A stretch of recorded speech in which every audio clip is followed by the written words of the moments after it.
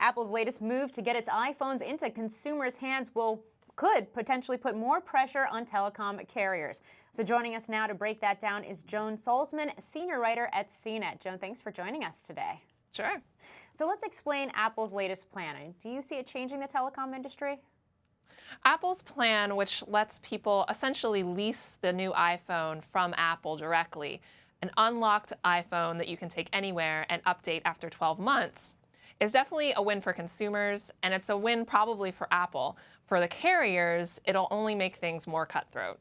Yeah, and certainly we've seen these type of leasing programs from the carriers themselves in the last year or 2 years. What kind of impact will it have on the wireless carriers specifically? I mean, it seems to me there could be winners and losers here. If I were Verizon, I might be a little concerned that this would push some of these consumers that are going to go straight to Apple, maybe to lower cost carriers. What are your thoughts? It's a possibility. It's definitely a little early to see exactly how the carriers are going to react, but it's going to force a reaction.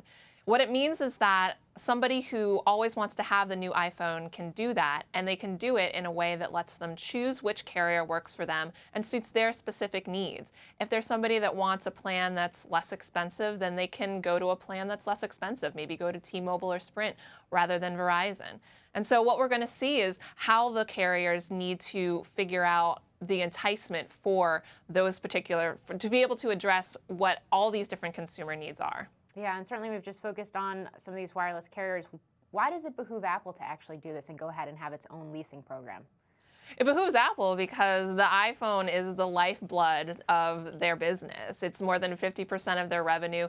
And what we've seen in the last few years as carriers have moved away from the 2-year contracts and as smartphones themselves are becoming the leaps ahead in innovation with each smartphone generation, they're getting smaller and smaller. There's more incremental changes rather than big, bold changes every year. What that's meant is people wait longer to buy a new iPhone. Instead of buying it every 18 months, you're buying it every 26 months.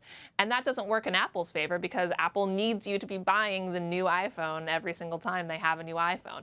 This plan specifically lets people do that. They can get every new iPhone when they want, as soon as it comes out. And it also means that Apple starts to own that consumer relationship more. Yeah. Well, Joan, thanks for joining us today and breaking this down. Thank you for watching. I'm Morgan Brennan. Have a great day. Hey YouTube fans, I'm Landon Downey from CNBC. Thanks so much for checking out our channel. Here you'll find videos packed with all the info that you need to be smarter about your finances. Be sure and subscribe by clicking right here and click on all the videos around me to see CNBC's original series Young Money, Tech Bet, Kramer's Mad Money, and all the latest from CNBC.